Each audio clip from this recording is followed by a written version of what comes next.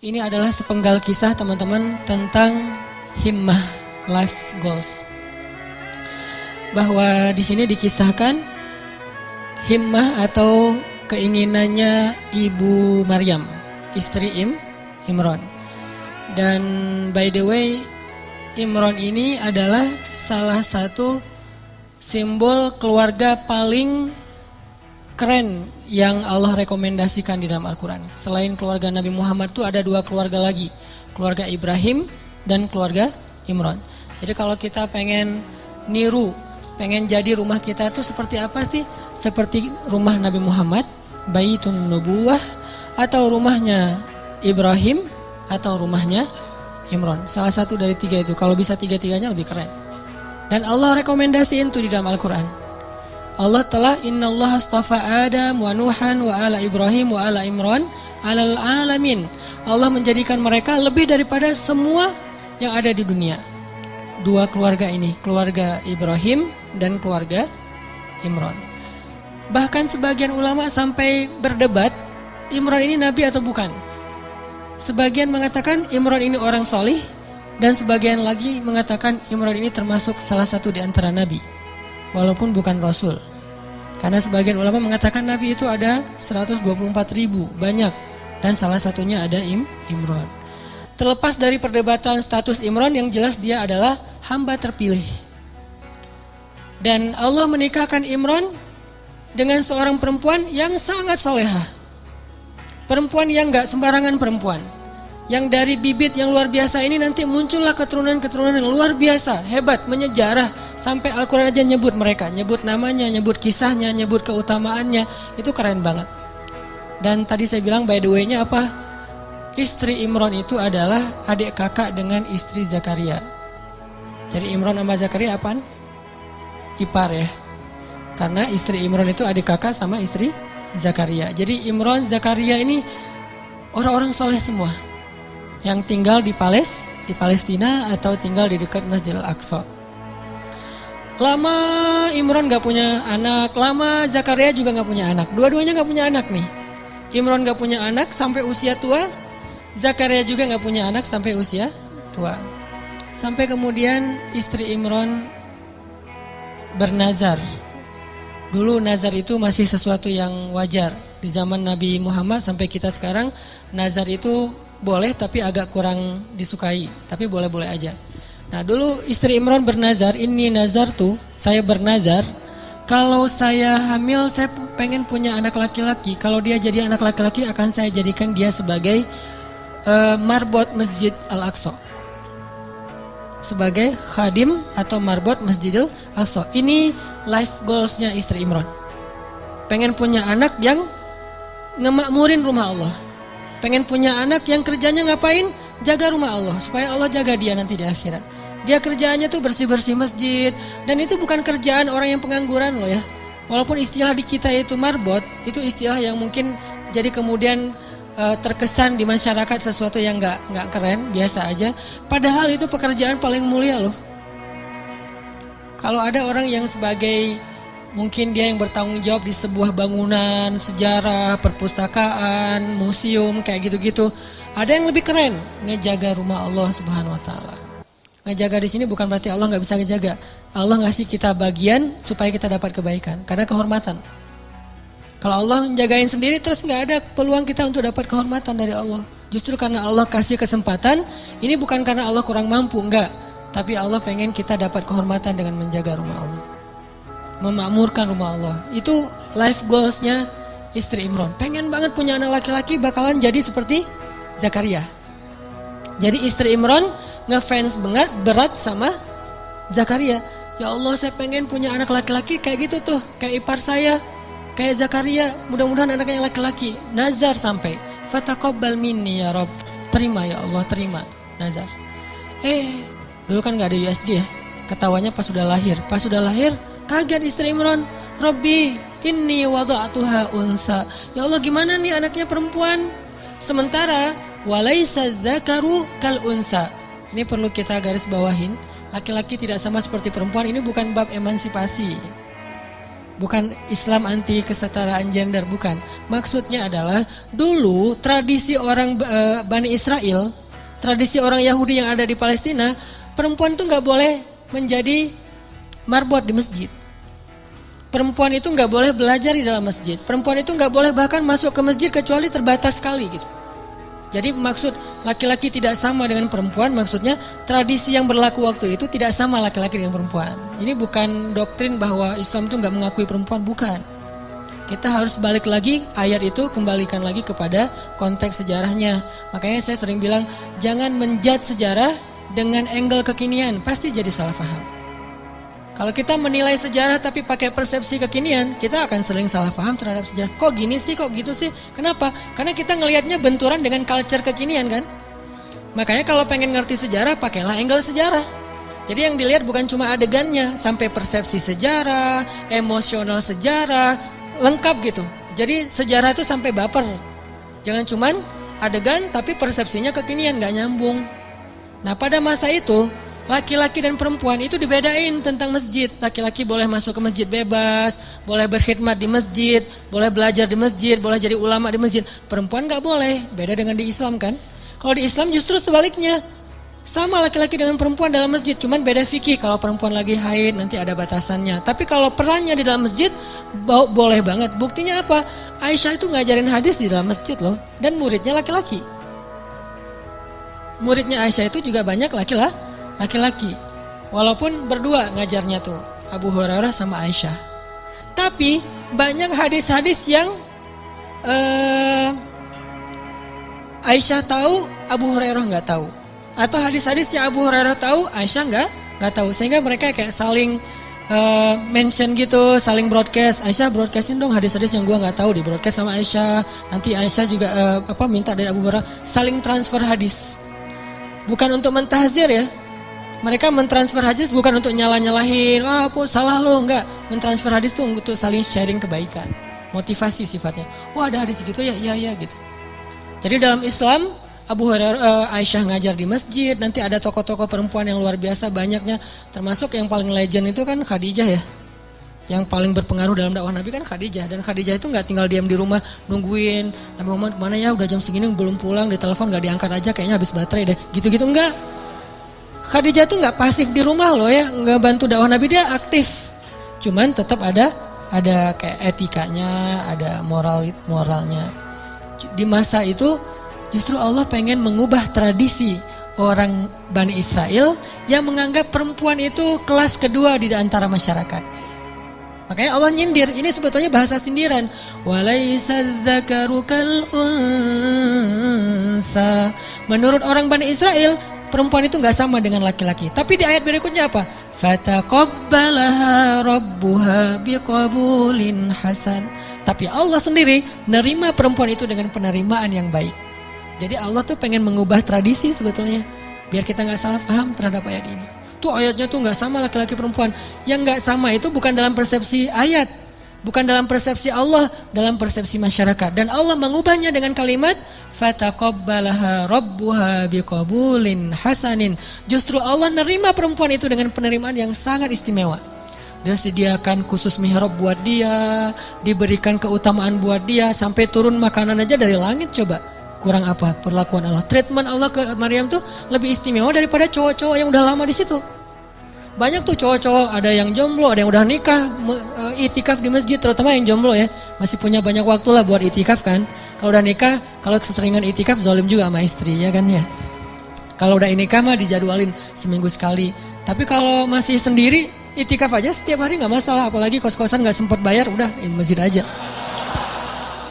Jadi udah lama di masjid kayak gitu, tetap aja Allah nggak ngasih hidangan dari langit. Sedangkan cewek, Allah kasih hidangan dari langit. Di sini menunjukkan bahwa Islam itu menghargai perempuan banget loh.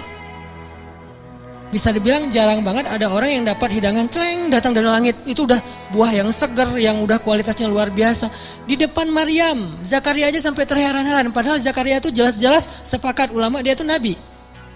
Zakaria aja terheran-heran dengan perlakuan treatment langit kepada Maryam. Sedangkan Bani Israel melecehkan Maryam. Jadi maksud walaisa dzakaru kal unsa, tidak sama laki-laki dengan perempuan di sini adalah Allah lagi nyindir tradisi Bani Israel. Itu maksudnya. Bukan dalam Islam itu laki-laki dan perempuan itu dibeda-bedain, bukan. Udah gitu, ya udah deh kalau gitu, udah terlanjur lahirin anak cewek, masa mau digimanain lagi gitu, masa dioperasi segala macam, enggak, susah. Akhirnya ibu Maryam menamakan anaknya Inni Sammaituha Maryam. Apa arti Maryam secara bahasa? Khadimah.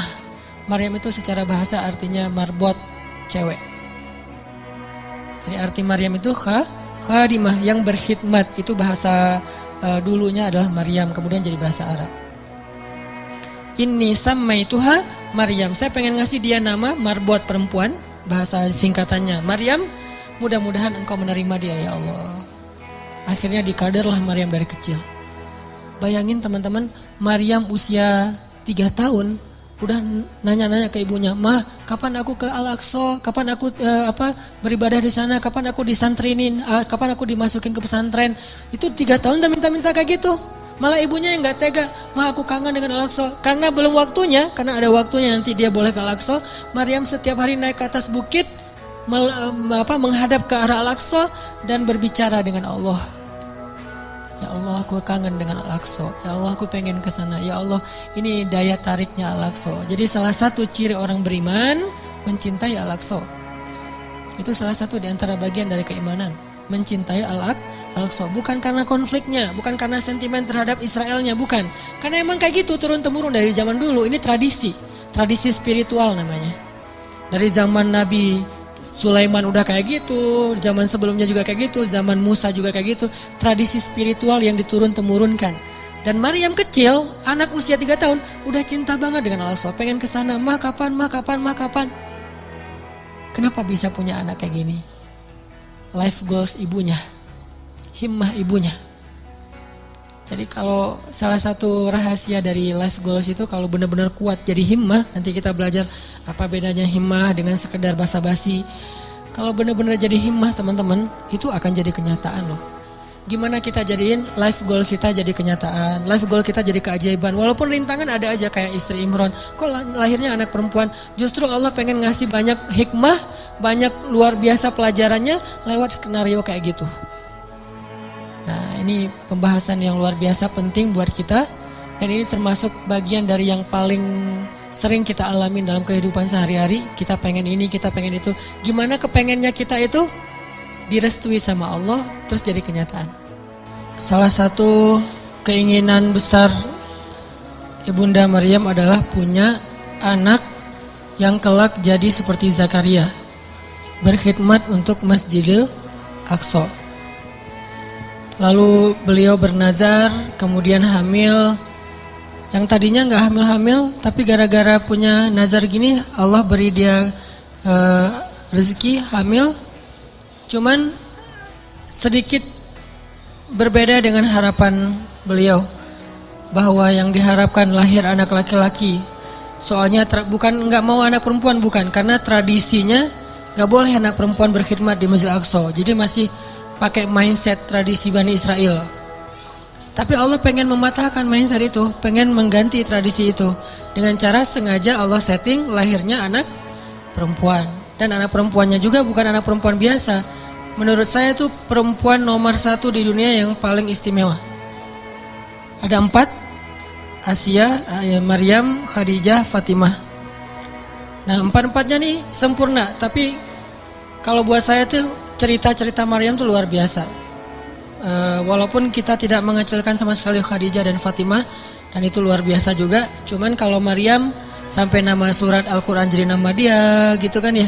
Kisahnya ada di surat Ali Imran, bapaknya juga jadi nama surat, saking istimewanya. Ini Allah setting kayak gitu. Lahir anak perempuan, Maryam dari kecil udah solehah. Solehahnya tuh kayak gift, bakat. Bukan solehah hasil didikan, tapi emang bakat. Kan ada orang yang bakat soleh, ada yang dididik jadi orang soleh. Kalau yang bakat soleh tuh keluarganya gak ada yang soleh. Justru keluarganya soleh gara-gara dia lahir. Jadi setelah dia lahir berubahlah keluarganya. Ada yang kayak gitu kan, gift dari Allah ya. Mungkin doa-doa dari kakek buyut entah kesekian. Nah, pas Maryam cukup umur, usia masih anak-anak juga, tapi udah cukup umur, bukan lagi dalam asuhan, maka Maryam dibawa ke Masjidil Aqsa. Awalnya ditentang sama rabi-rabi Yahudi yang ada di sana, tuh ditentang. Karena ini menyelisihi tradisi mereka. Gimana wahai Zakaria kamu masukin anak perempuan? Ini aib buat kita, ini nggak boleh dan seterusnya. Akhirnya Zakaria meyakinkan mereka, membujuk mereka sampai Zakaria bikin SOP. Udah tenang aja, dia nggak akan ganggu kalian. Dia akan kita berikan mihrab sendiri. Dia nanti ada jadwal sendiri. Dia tidak akan ikut dengar taklim. Jadi ada taklim di masjid, cewek nggak boleh ikut. Kalau kita kan menyediakan cewek justru di atas kita ya, masya Allah ya. Saking mulianya cewek itu di atas, kita di bawah. Cuman nggak boleh lihat ke belakang ya. Doain aja yang di belakang, mudah-mudahan tahu akun kita. Jadi cewek-cewek pada di atas. Kalau di zaman dulu Bani Israel justru cewek itu nggak boleh ikut taklim loh. Kalau ada yang bilang Islam itu anti perempuan, kesetaraan gender, emansipasi segala macam, enggak. Justru Maryam itu nggak boleh ikut taklim para laki-laki. Mereka buat taklim tafsir Taurat, hadis-hadis Nabi Musa, kan dulu tuh ada tafsir, ada hadis juga ya. Tafsirnya kitab Taurat, hadisnya Nabi Musa, bahas sirah, bahas fikih. Itu semuanya buat cowok-cowok. Ceweknya nggak boleh. Kalau Maryam dibolehin tinggal di sebuah mihrab dengan syarat dia nggak boleh ikut dengerin taklim. Dia murni cuma ngangkat-ngangkat air, naruh untuk orang berwudu, terus ngebersihin masjid pas orang udah pada bubar, gitu doang. Tapi subhanallah, banyak adegan ketika murid-murid yang cowok ini ujian, mereka nggak bisa jawab, Maryam bisa jawab. Karena Allah sendiri yang mendidik Maryam, bukan seorang ulama. Allah sendiri yang nge-treat Maryam. Jadi ilmu Maryam itu terkenal di antara mereka, sehingga diam-diam cowok-cowoknya malah banyak belajar kepada Maryam. Ini cara Allah mengganti tradisinya. Fataqabbalaha rabbuha biqabulin hasanin wa ambataha nabatan hasanan wa kaffalaha Zakaria. Diberikan tanggung jawab itu kepada Zakaria. Sampai suatu saat, ini Zakaria belum punya anak juga nih. Pengen banget punya anak, dan itu life goals-nya Zakaria, pengen punya anak. Tapi belum kuat. Arti belum kuat, belum utuh. Udah kuat tapi belum utuh. Dari sisi mana utuhnya nanti kita bahas. Terus suatu hari Zakaria lagi mau nengok ngejenguk Maryam di dalam mihrab. Mihrab itu kayak ruangan kecil gitu. Tok tok tok, assalamualaikum. Masuklah Zakaria. Tiba-tiba ngelihat Maryam lagi berzikir. Dan Maryam itu kalau zikir itu ngeri loh. Selain bekerja ngeberes-beresin masjid, sisanya ngapain? Zikir. Zikir terus, dan zikirnya itu lebih daripada orang tua yang udah soleh banget, ulama besar, lebih dari itu. Padahal anak SD loh. Saking solehannya Maryam, anak SD zikirnya ngalahin ulama-ulama, ketua ormas, founder ormas gitu yang keren-keren. Udah kalah lah pokoknya. Maryam banget tuh. Dia zikir, tidur sebentar, zikir lagi, zikir. Dan buat dia tuh zikir itu kayak kita main. Jadi banyak zikir dia teh. Tagline-nya bukan banyak main, banyak manfaat, gak jelas gitu kan. Banyak zikir tuh Maryam tuh. Subhanallah. Pas Zakaria masuk, ngelihat Maryam lagi berzikir, di sebelahnya ada buah-buahan dan segala macam yang nikmat-nikmat makanan, dan itu bukan bawaan dari Zakaria. Zakaria kaget. Ya Maryam, anna laki hadza? Maryam, kamu dapat dari mana ini? Kata Zakaria. Kan Zakaria itu sayang banget sama Maryam, lebih dari anaknya sendiri. Sejak Maryam kehilangan ayahnya, jadi yatim, maka ayah Maryam itu adalah Zakaria. Ya seolah-olah anak sendiri buat Zakaria. Dan Zakaria itu sayang banget sama Maryam. Maryam, ini dari mana? Kata Zakaria. Huwa min indillah, kata Maryam. Ini dari Allah, wahai paman. Dan Allah yarzuqu may yasha'u bighairi hisab. Allah tuh kalau ngasih rezeki itu enggak pernah hitung-hitungan, gampang banget buat Allah, malah ceramah. Zakaria, oh iya benar, lanjutin ceramahnya. Tiba-tiba Maryam dapat 1 minute booster, dan Zakaria tuh ngeklik banget tuh dengan nge-like banget lah pokoknya. Itu benar-benar booster buat Zakaria. Sejak saat itu Zakaria cemburu berat kepada Maryam. Coba teman-teman perhatikan ayat 38. Itu ayat cemburu berat tuh. Hunalika da'a Zakaria rabbah qala rabbi habli min ladunka dzurriyyatan thayyibah innaka sami'ud du'a. Pada saat itulah Zakaria berdoa kepada Rabbnya. Pada saat apa? Pada saat Zakaria ngelihat Maryam ini udah keren banget. Ada adegan sampai dikasih makan dari langit. Zakaria udah gak tahan lagi, pengen banget punya anak kayak gini nih. hunalik, pada saat itu di sana. Jadi kalau hunaka itu cuman di sana doang, kalau hunalika di sana dan pada saat itu ketika Zakaria terkagum-kagum itu udah luar biasa kepada Maryam, hunalika da'a Zakaria rabbah. Saat itulah di sanalah Zakaria langsung berdoa kepada Rabbnya, Rabbi habli min ladunka dzurriyyatan thayyibah. Ya Allah, beri saya keturunan kayak gitu ya Allah. Coba, kayak gitu. Saya pengen kayak gitu ya Allah, yang soleh seperti itu. Minta tetap anak laki-laki tapi solehnya kayak Maryam. Jadi minta anak laki-laki tapi teladannya anak perempuan. Coba, ini bukan hal besar soal laki-laki dan perempuan dalam Islam. Kadang teladannya laki-laki, kadang teladannya perempuan, dan itu hal yang bukan not big deal lah pokoknya. Ya Allah, beri saya anak laki-laki tapi sesoleh Maryam. Saya pengen banget kayak gitu tuh. Ini soleh luar biasa. Fataqabbal innaka sami'ud du'a. Akhirnya turunlah Jibril kepada Zakaria saat itu di ayat 39. Fanadathul malaikatu wa huwa qa'imun yusalli fil mihrab anna Allah yubashshiruka bi Yahya musaddiqan bi kalimatin min Allah wa sayyidan wa hasuran wa nabiyyan minas salihin. Salah satu di antara kelebihan Yahya yang disebutin di ayat 39 apa? Wa hasuran. Hasur. Apa itu hasur? Hasur itu sifat cowok yang kalau di cewek itu namanya Azra. Kan julukan Maryam itu Maryam al-Azra. Apa arti Maryam al-Azra? Saint Mary. Itu bahasa Inggris yang diambil dari bahasa Arab. Saint itu artinya suci. Jadi Azra itu suci. Suci dalam arti apa? Gak pernah disentuh oleh siapa-siapa. Walam yamsasni basyaru walam aku baghiya. Saya itu gak pernah disentuh laki-laki dan bukan perempuan yang murahan. Jadi Maryam itu saking terjaganya, dia gak kenal laki-laki kecuali 3 orang yang kenal dekat. 1, bapaknya Imran. 2, pamannya Zakaria. 3, anaknya Isa. Jadi kalau kita periksa di list kontak handphonenya Maryam, cowok itu cuma ada 3 loh. Sisanya semuanya cewek. Kalau kita kan 50-50. Bahaya banget. Atau lebih parah lagi, cewek tapi namanya cowok. Ini modus. Kalau Maryam, list kontaknya tuh cuma 3 doang yang cowok. Yang sisanya cewek semua, saking terpeliharanya Maryam. Nah, kalau perempuan namanya Azra, kalau laki-laki namanya Hasur. Arti Hasur itu laki-laki yang sangat terpelihara, terjaga banget. Gak pernah bisa digodain. Kalau Yusuf hampir kegoda, kalau Yahya gak bakalan sama sekali. Benar-benar terjaga. Sampai ada cewek yang jatuh cinta sama Yahya gitu kan. Setiap hari nge-like postingan Yahya, first like, komen kayak gitu. Yahya biasa-biasa aja, gak di fallback sama Yahya. Lama-lama dia putus asa, vulgar gitu, nge-DM, fallback dong Yahya, gak di fallback. Akhirnya dia teriak-teriak, ya, minta tanda tangan, apa segala macam. Minta apa, kupluknya Yahya, minta topinya Yahya. Wah, Yahya mah gak diwaro sama Yahya, biasa-biasa aja. Lama-lama nih cewek patah hati. Karena dia patah hati, akhirnya dia nekat. Nekatnya apa?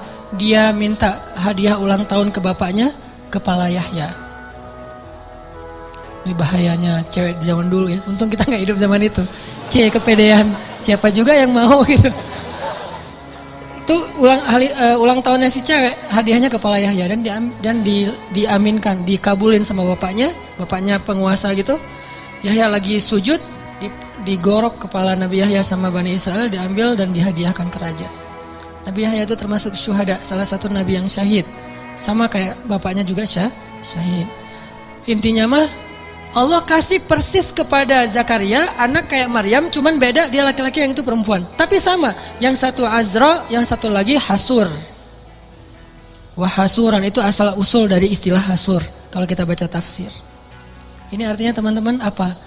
Life goalsnya istri Imran Allah wujudkan dengan cara keajaiban. Dari Maryam lahirlah Isa. Jadi akhirnya istri Imran bukan cuma punya anak satu, jadi punya 2 keturunan yang istimewa. 1 anaknya, kedua cucunya, dan dua-duanya keren banget. Isa. Dan Isa ini satu-satunya nabi yang ketika lahir tidak disentuh oleh, satu-satunya bayi yang ketika lahir tidak disentuh oleh jin. Yang lain disentuh, toel dikit Tapi kalau Isa nggak berani toel. Dan 1 dari 3 bayi yang bisa ngomong waktu kecil. Dan ngomongnya itu bukan mama, bukan ceramah. Bayi umur masih dalam gendongan ibunya nih, masih berapa bulan gitu, nggak sampai berapa bulan lah, baru lahir banget, itu bisa ceramah. Yang tadi saya baca pas rakaat kedua, rakaat kedua, qala, berkatalah bayi Isa, inni abdullah ataniyal kitaba wa ja'alani nabiyya wa ja'alani mubarakan aynama kuntu wa awsani bis salati waz zakah ma dumtu hayya wa barran bi walidati wa lam yaj'alni jabbaran shaqiyya wassalamu alayya yawma wulidtu wa yawma amut wa yawma ub'atsu hayya. Panjang gitu bayinya bisa ngomong. Masya Allah, luar biasa. Keturunan Imran. Himmah, life goalsnya siapa? Neneknya. Sampai bisa ngomong sepanjang itu, orang-orang Bani Israel pada kaget. Karena waktu itu Bani Israel kan mencegat Maryam di depan gerbang kota, gak boleh masuk karena dianggap aib. Seorang perempuan punya anak tapi gak punya suami, di luar nikah gitu. Padahal bukan di luar nikah, tanpa nikah kan. Gak punya suami emang. Dan gak punya pasangan, gak disentuh sama sekali oleh laki-laki, saking terpeliharanya Maryam. Mereka cegat, ya Maryam, laqad ji'ti syai'an fariya. Hai Maryam, kamu bawa masalah, kamu bawa aib, kamu bawa kayak kesialan kepada kota kami, gak boleh masuk. Ya ukhta Harun, wahai Maryam, wahai saudara Harun, maka na abuki imra'asau. Kenapa kamu hina sekali sementara ayahmu orang mulia? Wa ma kanat ummuki baghiyah. Kenapa kamu perempuan gak terjaga sementara ibumu sangat terjaga?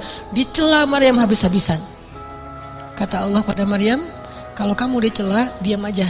Gak usah komen, gak usah balas, gak usah curhat-curhat di medsos. Diam aja. Nih nasihat Allah kepada Maryam nih. Jangan curhat di medsos.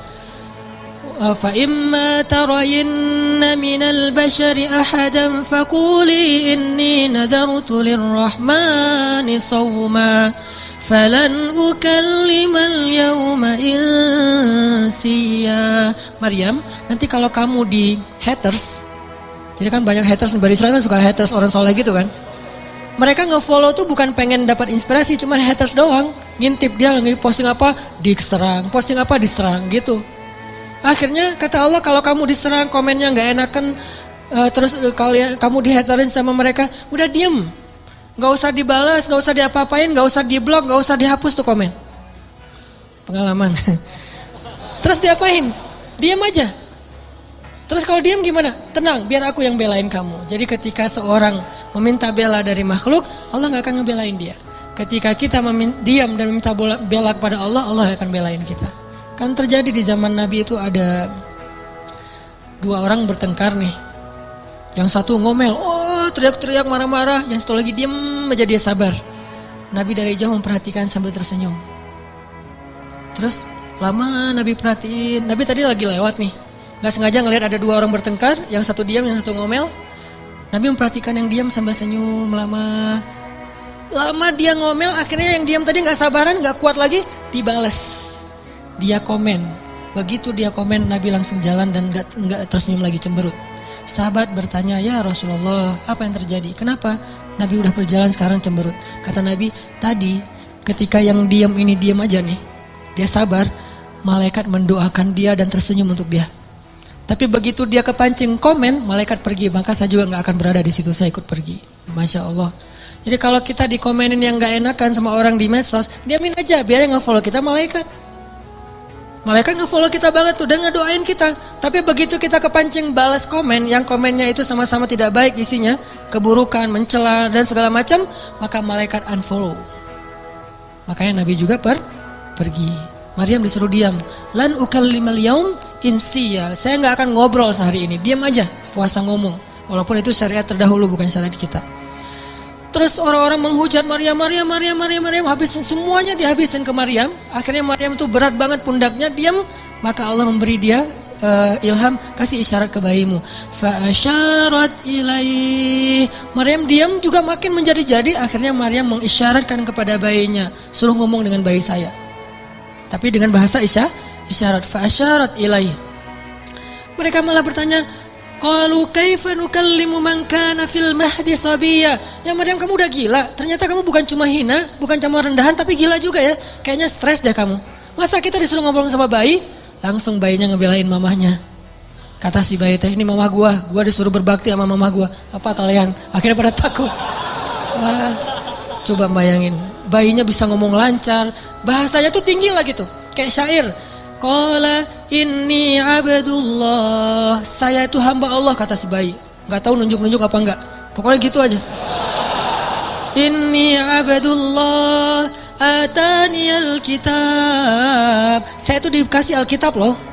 Jadi dia akan diberikan nanti alkitab Injil. Waj'alani nabiyya, dan Allah jadiin saya seorang nabi. Waj'alani mubarakan aynama kuntu, dan Allah menjadikan saya berkah dimanapun saya berada, pasti ada keberkahan. Wa awsani bis shalah, Allah perintahkan saya untuk salat. Waz zakah, Allah suruh saya berzakat. Madumtu hayya, sepanjang hidup saya. Wa barram biwalidati, Allah suruh saya berbakti kepada mama saya. Walam yaj'alni jabbaran syaqiyya, Allah enggak menjadikan saya seorang laki-laki yang penentang dan laki-laki yang kasar. Wassalamu alaihi, keselamatan buat saya. Yauma wulidtu, hari ketika saya dulu dilahirkan.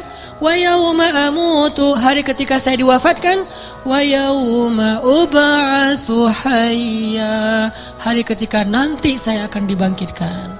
Bayangin bayi ngomong kayak gitu. Kita aja yang udah dewasa bingung mau ngomong, mau ngelamar aja bingung mau ngapain. Calon mertua nanya, "Dek, mau ngapain di sini?" Saya juga bingung, Pak, ngapain? Bingung gitu. Saking labilnya. Ini bayi coba. Kenapa bisa gitu, teman-teman? Doa, himmah, life goals dari neneknya. Setelah kisah panjang ini, saya pengen nyimpulin sederhana aja. Gimana caranya kita kalau punya keinginan, punya himmah, punya goals dalam hidup kita, gak serumit istri Imran, hal sepele aja. Allah kabulkan, Allah restui, Allah wujudkan, bahkan dengan keajaiban dan surprise, kejutan-kejutan. Caranya 3. 1, intasdukillah yasdukka. Kalau kita jujur kepada Allah, Allah pasti akan tolong. Apa maksudnya jujur pada Allah? Kita kalau ada kepengen sesuatu, libatin Allah dong dalam kepengen kita, dalam niat kita tuh. Maksud libatin Allah harus ada karena Allahnya. Pengen nikah kenapa? Saya pengen masuk surganya gak sendiri. Pengen nikah kenapa? Saya pengen tahajudnya tuh ada yang bangunin. Walaupun akhirnya dia tidur lagi, gak apa-apa, yang penting gak bangunin. Pengen kuliah ngambil jurusan A, B, C, gak apa-apa, gak harus semuanya jurusan agama kan. Ada ilmu syariat, ada ilmu sains, dan dua-duanya itu bisa jadi ilmu dunia, bisa jadi ilmu akhirat. Karena ilmu akhirat itu bukan ilmu agama, ilmu dunia itu ilmu sains bukan. Ilmu dunia akhirat itu tergantung niatnya buat apa. Orang belajar sains kalau niatnya untuk suatu kebaikan itu ilmu akhirat loh. Makanya libatkan Allah dalam niat kita. Saya belajar desain karena saya pengen bantu dakwah lewat desain. Saya belajar fotografi karena saya pengen bantu dakwah lewat visual. Saya belajar A, B, C sampai Z karena saya pengen. Artinya libatkan Allah dalam proyek kita. Intasdukillah, kalau kita jujur dalam hal itu, yasdukka, Allah pasti bantu banget. Makanya kenapa Allah ngasih keajaiban kepada istri Imran? Karena niatnya juga apa? Pengen berkhidmat ke rumah Allah. Tapi kalau pengen bangga-banggaan doang mungkin gak akan diwujudkan sama Allah. 1 tipsnya, kalau kita pengen life goals kita tuh jadi banget, maka coba libatin Allah dalam niat kita. Dan tapi kan gak bisa bohong ya sama Allah ya. Karena kalau kita bohong sama Allah gimana? Yukhadi'una Allah walladzina amanu wa ma yakhda'una illa anfusahum wa ma yash'urun. Allah tahu banget lah. Kita mau bohong, mau jujur tahu banget. Wa asirru qawlakum aw jaharu bih innahu alimun bidzatis sudur. Jadi sama Allah tuh gak ada gunanya kita bohong. Sama manusia dosa tapi kadang untung. Secara dunia ya. dosa, berbohong, tapi kadang-kadang nguntungin dunia kita. Tapi sama Allah nggak bisa, karena dia nggak akan ketipu sama kita. Alimun bidzati sudur, sangat tahu segala yang tersembunyi dalam hati kita. Jadi kalau kita jujur kepada Allah dalam satu goals, dalam satu kepengennya kita, harapan kita, himmah kita, karena kita pengen ada urusannya dengan Allah, pengen dapat ridho Allah, pengen apa dengan Allah, maka Allah pasti akan bantu. Teman-teman yang dirahmati Allah, tadi ya yang pertama, kalau kita pengen life goals kita, kepengennya kita, harapan-harapan kita sebesar apapun, tetap mungkin banget untuk terwujud karena Allah nggak ada yang nggak mungkin di sisinya. Ala kulli syai'in qadir. Satu tuh intas dikillah yasdukka. Kalau kamu jujur ke Allah, Allah akan jujur. Maksud jujur ke Allah tuh libatkan Allah dalam niat kita. Kayak tadi misalnya, kenapa pengen punya pasangan? Biar ada yang mensupport saya buat dakwah. Biar ada yang ngebujuk saya buat ke masjid. Biar ada, semuanya ada urusannya dengan Allah. Nah ini pasti akan Allah mudahin banget. Dan itu akan jadi keajaiban. Jadi kayak nggak pernah kita nyangka tuh bisa terjadi. Kalau kita intas dukillah, kalau kita jujurnya ke Allah. Terus yang kedua, jangan sampai apa yang kita inginkan itu sekedar khawatir. Jadi niat itu teman-teman ada dua. Ada khawatir, ada azam. Apa beda khawatir dengan azam? Khawatir itu bahasa Arab yang terus diserap jadi bahasa Indonesia khawatir. Khawatir itu aslinya artinya adalah keinginan yang terlintas sebentar terus hilang lagi, itu khawatir. Misalnya kita ngelihat ada di histori kita gitu, ada anak hafal Quran 30 juz usia 7 tahun. Duh, pengennya kayak gini. Dah. Lihat lagi nanti ada yang traveling kemana gitu Raja Ampat. Aduh, pengennya jalan-jalan kayak gini. Lihat lagi nanti ada yang ternyata baru beli mobil baru. Aduh, pengen mobil kayak gini. Lihat lagi ada yang baru selesai custom cafe racer. Aduh, pengen punya motor kayak gini. Gonta-ganti terus tuh keinginannya. Ini namanya khawatir. Gak ada satupun yang akan terwujud. Dan kalau itu kebaikan pun tidak ada yang berpahala. Kenapa? Karena dia cuma terlintas. Kalau azam, keinginan yang kuat, gak terwujud, belum terwujud aja, itu udah berpahala. Jadi kayak kita pengennya bisa menghafal Quran, terus berhari-hari, berminggu-minggu dan diwujudkan dalam usaha-usaha yang semaksimal mungkin. Walaupun kita belum khatam 30 juz, kita udah dapat pahala seperti khatam 30 juz loh. Makanya kan keajaiban niat itu adalah niat aja ibadah kan. Kalau kita niat memperbanyak ta'adudin niyah, memperbanyak niat-niat yang baik, niat doang itu udah ibadah. Tapi syaratnya niat yang masuk dalam kategori azam, bukan dalam kategori khawatir. Benar-benar pengen gitu. Aduh, pengen banget bisa umroh. Ketika ngelihat ada teman kita yang posting lagi di Masjidil Haram, di Masjid Nabawi, aduh pengen banget setiap hari ngelihat kayak gambar tentang Mekah, Madinah, terus ngelihat orang-orang yang travel, terus kemudian daftar dan berangkat nganterin orang yang selamatan pengen umroh. Karena kita pengen, dan kepengen kayak gini nih kalau kuat di hati kita namanya azam. Belum terwujud aja udah seperti melakukannya. Dan insya Allah akan Allah wujudkan. Karena itu janji Allah, khawatir. Dan yang ketiga apa teman-teman? Yang ketiga itu saya lupa istilah Arabnya, dulu saya sering membahas cemburu. Cemburu kepada apa? Cemburu kepada orang yang kita jadikan kayak inspirasinya. Contoh Zakaria. Kenapa Zakaria bisa punya Yahya yang luar biasa? Karena cemburu kepada Maryam. Kenapa Imran dan istrinya bisa punya anak dan cucu yang luar biasa? Karena cemburu kepada Zakaria. Gitu. Jadi kita kalau pengen ada satu keinginan-keinginan yang pengen diwujudkan, karena cemburu berat dalam kebaikan ya. Dalam kebaikan, misalnya ngelihat teman kita bisa sedekah, bangun ini, bangun itu, segala macam, bantu anak yatim. Terus kita jadi cemburu. Ya Allah, pengen banget bisa sukses secara bisnis, finansial. Karena tuh saya pengen kayak gitu tuh, sedekah. Oh, maka kalau kita jujur cemburunya, jujur ke Allahnya, Allah wujudkan. Harus ada seseorang, sosok, tokoh yang kita cemburuin berat, maka Allah akan wujudkan kita gak jauh dari itu. Sama kayak dulu ibu saya tuh, kan saya pernah cerita pas lagi ngandung saya, berapa bulan dalam kandungan, di Aceh itu ada musabaqah tingkat nasional ke-17 kalau gak salah, ke-8 kalau gak salah, di Aceh, di Banda Aceh. Ibu saya ngadirin acara penutupan musabaqah, dan qadarullahnya ada satu anak Aceh, Qori, tingkat anak-anak tuh juara 1 pas pengumuman. namanya kalau nggak salah Muhammad Yanis Yahya. Terus karena dia juara, dia disuruh ngaji penutupan gitu kan, perform lagi di penutupan. Pas dengerin dia ngaji tuh ibu saya kayak kena banget gitu, tersentuh banget. Lalu dia ngusap-ngusap perutnya sambil mengatakan, ya Allah, mudah-mudahan bayi dalam kandungan saya tuh kayak gitu. Itu kata ibu saya. Mudah-mudahan bayi dalam kandungan saya ini kayak gitu. 12 tahun kemudian, waktu itu Yanis usianya 12 tahun. 12 tahun kemudian ada musabaqah tingkat nasional di Pekanbaru.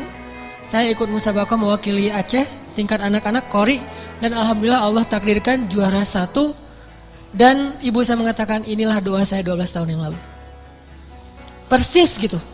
Karena apa? Karena ada rasa cemburu dalam kebaikan. Nah, siapa yang sekarang kita cemburui? Boleh teman pas reunian dia datang berdua, cemburu berat kan ya? Apalagi ada cerita dulu tuh, mantan ternyata gitu. Wah, pengen banget gini ya Allah, gimana nih caranya? Memang gak ada yang lain yang kayak gini. Berat, cemburu yang luar biasa. Bukan cemburu karena happy-nya, seru-seruannya, tapi karena mungkin mereka berdua tuh sekarang kelihatan rukun, soleh-soleha, diberikan anak yang soleh-soleh yang luar biasa. Cemburu yang melibatkan Allah, maka Allah akan wujudkan itu. Seperti cemburunya istri Imran kepada Zakaria, dan cemburunya Zakaria kepada Maryam. 3 ini, jujur sama Allah, libatin Allah. Terus yang kedua, apa tadi teh? Oh ya, azam, jangan khawatir, keinginan itu harus kuat, jangan loncat-loncat, jangan ganti-ganti. Dan yang ketiga adalah cemburu. Sama kayak orang yang pengen banget ketemu dengan ulama siapa gitu kan ya, karena azamnya kuat, diikhtiarkan dengan istighfar, dengan apa, akhirnya ketemu. Ini mudah-mudahan ini bermanfaat. Barakallahu li wa lakum. Mari kita tutup dengan sama-sama berdoa kepada Allah. Mudah-mudahan Allah wujudkan semua harapan-harapan dan keinginan kita.